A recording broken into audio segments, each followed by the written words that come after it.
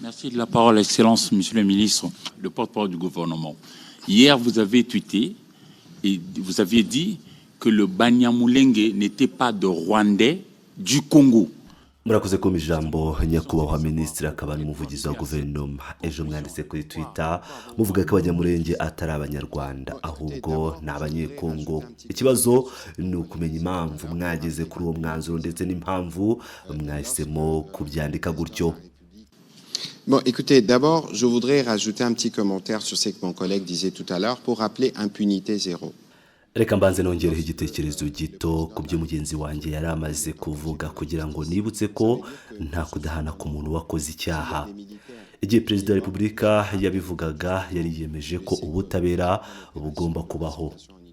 Ibyo bivuze ko yaba mu ngabo zacu cyangwa ahandi, niba hari abasirikare barenze ku nshingano zabo cyangwa bakagira imyitwarire idakwiye cyane cyane mu bikorwa turimo byo kugarura amahoro muri turi, bazashyikirizwa inzego z'ubutabera za gisirikare kugira ngo ibyo bakoze bikurikiranwe kandi hafatwe ingamba zikwiye, kuko igisirikare nk'urwego rw'igihugu kigomba kuba urugero rw'imyitwarire myiza.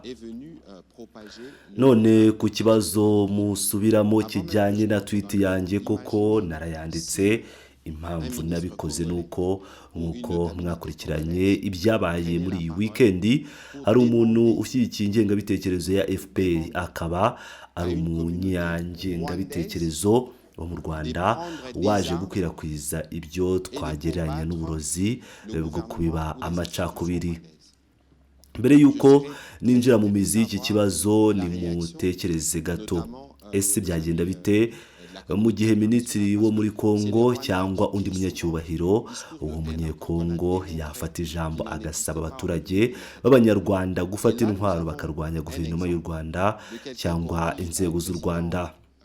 Naba nifuza cyane kubona uko ibyo byakwakirwa, cyane cyane n'inshuti zacu zo mu muryango mpuzamahanga, kuko akenshi ari abanyarwanda bavuga ko hari imvugo z'urwango, nubwo twerekanye ko bene iyo mvugo itabaho muri Repubulika Iharanira Demokarasi ya Kongo. Ariko aha dufite urugero rw'umuntu uvugwaho kuba ari perezida w'urwego runaka rwitwa inama y'abakuru b'abanyabwenge y'u Rwanda, waje gufata ijambo akabwira abo yita bagenzi bacu ati abanyamurenge n'abanyarwanda bari muri Kongo. Uyu munsi ndabona ko habayeho igisubizo gikomeye kandi kidakuka cyatanzwe n'abagize uwo muryango, ariko twe tuzi ko aya magambo atavuzwe kubw'impanuka. N'imvugo imaze igihe isubirwamo igamije gutanga impamvu cyangwa urwitwazo rwo gutsindagira intambara turimo guterwa.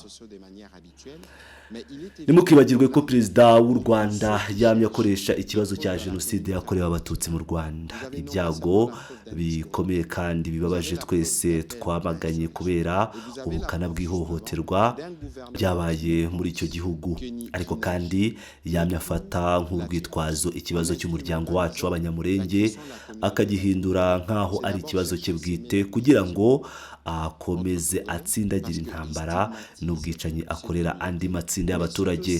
Niyo mpamvu nabonye Pere ari gutera urusaku nk'uko asanzwe abigenza ku mbuga nkoranyambaga, ariko biragaragara ko kuri ubu ko bantu bose bashaka ibimenyetso mu muryango mpuzamahanga atari ikimenyetso cy'imvugo y'urwango gusa, ahubwo mufite n'ikimenyetso cyo guhamagarira abantu kwigomeka, ndetse mufite n'ikimenyetso cy'ubutegetsi butekereza kandi bugakora ibintu bibanda ku kwifashisha urugomo.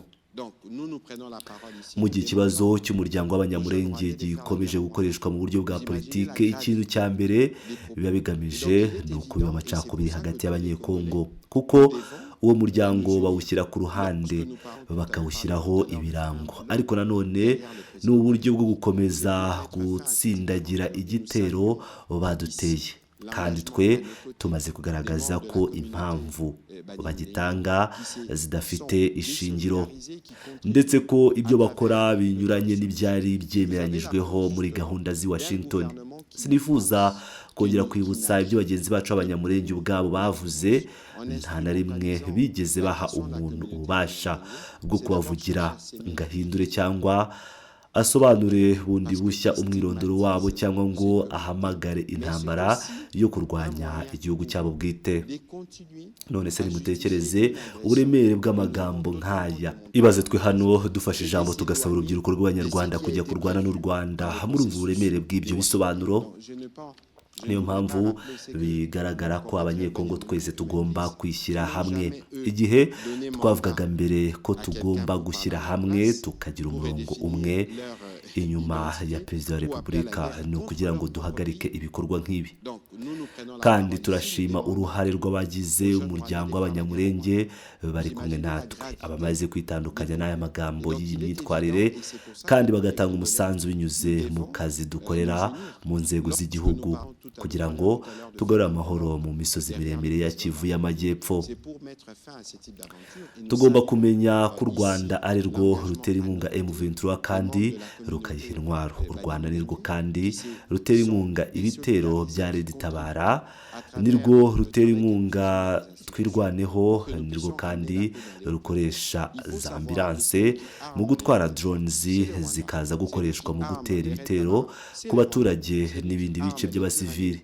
Iyo mpamvu twe tuzakomeza gufata u Rwanda nk'igihugu gifite uruhare kandi kibazwa ibyo byose birimo kubera hariya. Birumvikana ko abahuza muri ibi biganiro bazamenyeshwa neza aya magambo kugira ngo imvugo nk'izi z'urwango zitaza kubangamira cyangwa guhungabanya inshingano u Rwanda rufite zo kuva ku butaka bwacu. À votre question sur les lignes rouges par rapport au dialogue, je crois que nous l'avons dit et redit ici. Les lignes rouges sont connues, nous. En tout cas, il n'y aura aucune forme de concession sur un seul millimètre carré de notre territoire, c'est connu. Ku kibazo cy'imirongo itukura ya guverinoma ku bijyanye n'ibiganiro, niyihe myanya tutazigera twemera kurenga? Ntekereza ko twabivuze ejo kandi tukaba twabivuze n'uyu munsi. Imirongo itukura irazwi.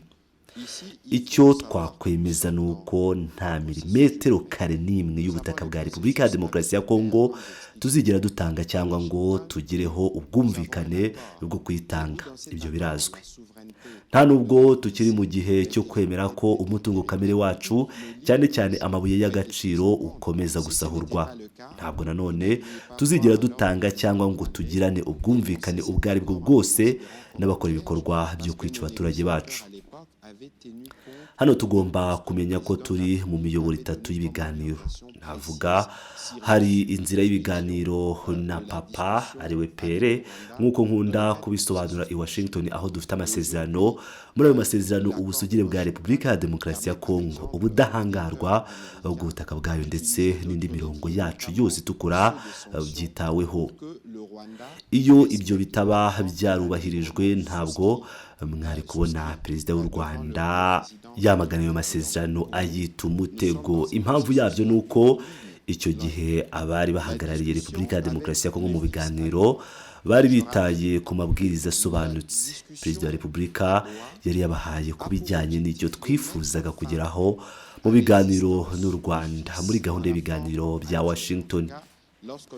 Uyu munsi amasezerano ya Washington urugero aha abahuza b'Abanyamerika ububasha bwo gukoresha izindi nzira harimo n'ibihano kugira ngo u Rwanda rwubahirize amasezerano rwasinye ku bushake imbere ya perezida wa Leta Zunze Ubumwe za Amerika. Ku bwacu rero turi muri izi nzira z'ibiganiro kandi imirongo yacu itukura yarubahirijwe. Ku bijyanye n'ibiganiro na AFC M23, ndashaka kwibutsa ko intego y'ibiganiro bya Doha ari ukurangiza imiterere AFC M23 ifite muri iki gihe. Nibura igihe tuzaba tumaze kurangiza ibyo twemeranyijweho muri gahunda y'amasezerano y'ingenzi, izo ngabo z'abafasha cyangwa imitwe yitwaje intwaro imeze uko iri ubu ntizaba ikiri uko iri uyu munsi.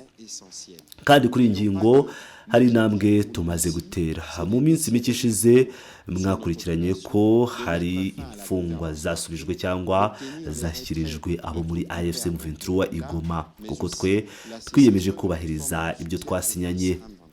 ni muri urwo rwego kandi twohereje abasirikare bacu n'abasirikare bakuru mu rwego rw'uburyo bwo kugenzura iyubahirizwa ry'agahenge k'intambara. Nubwo binyuze mu mayeri umwe muri bo yaje kwirukanwa, twe ntitwashatse kuba intandaro yo guhagarika cyangwa kubangamira ibikorwa twemeranya ko ari ingenzi.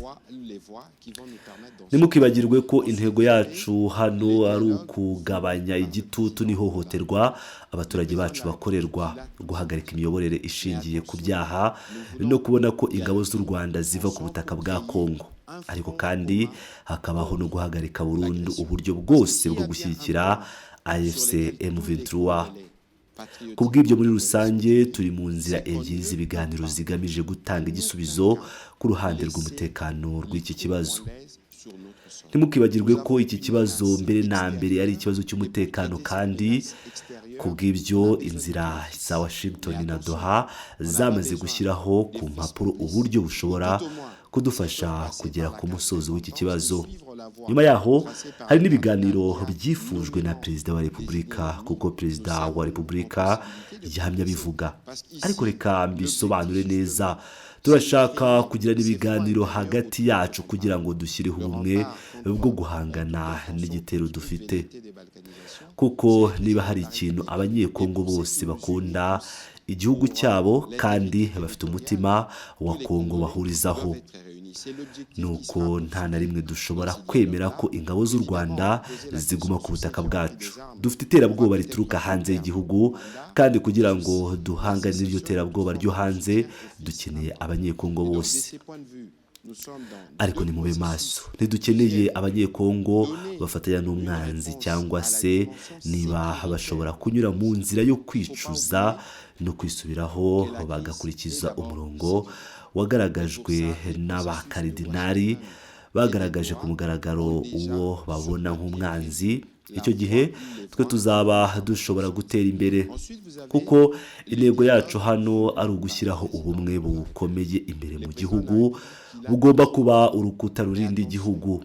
Urwo rukuta rurinda igihugu ku mugambi uwo ari wo wose cyangwa igitekerezo icyo ari cyo cyose cyo gucamo igihugu ibice ni Perezida wa Repubulika. Kandi ku kintu kiduhuza twese ari cyo kurinda ubusugire bw'ubutaka bwa Repubulika ya Demokarasi ya Kongo, abanyekongo bose bagomba guhurizwa hamwe. Iyo niyo ntego ikurikizwa muri ibyo biganiro. Birumvikana ko mwanabajije ku bantu bafashe intwaro, ahari ntitwakwihutira gutanga ibisubizo ku by'imyiteguro y'ibiganiro iri gukorwa izashyiraho, ariko hari ihame rimwe rigomba kubahirizwa: ntihakagire umunyekongo uza kwitabira ibyo biganiro agamije kurengera cyangwa guteza imbere ibitekerezo by'u Rwanda ubwo dufata nk'umwanzi. Dukeneye abanyekongo bakunda igihugu baza kugira ngo tuganire nk'abavandimwe ku byo dushobora kunoza, ku byo tutagomba gukora ndetse no ku byo twakosora, kugira ngo ibyo biganiro nibirangira tubashe kugira umurongo umwe ukomeye w'abanyekongo uhagaze inyuma ya Perezida wa Repubulika, maze dushobore kurangiza burundu iri terabwoba cyangwa iki gitero twatewe. Kuko nimwibeshye, iyo iyi ntambara idakomeza twari kuba dufite imihanda myinshi, amashuri menshi ndetse n'ibigo nderabuzima byinshi. Iki kibazo cy'intambara kimaze gukomeza hafi imyaka 30, kandi kuri iyi nshuro Perezida wa Repubulika yafashe icyemezo ko igomba kurangira burundu. Ntekereza ko abanyekongo bose bakunda igihugu kandi bafite umutima wa Kongo bahuriza kuri uwo murongo. Hari ibintu bigomba gukemurwa, kuko nabivuze hano mbere, kugira ngo ibiganiro bibe iby'abantu bose kandi buri wese agire uruhare n'intego yacu. Tuzakorana n'amatorero n'amadini, kandi nizera ko tuzabasha kubona uburyo bwiza bwatuma abanyekongo bose babasha kugira uruhare muri ibyo biganiro. Kandi kugira ngo ibyo biganiro bitugirire akamaro, nk'uko nabivuze mbere, tugomba kubibyazamo ubumwe bukomeye imbere mu gihugu bwo guhangana n'igitero gituruka hanze. Igitero birumvikana kiyobowe na Perezida wa Repubulika. Noneho reka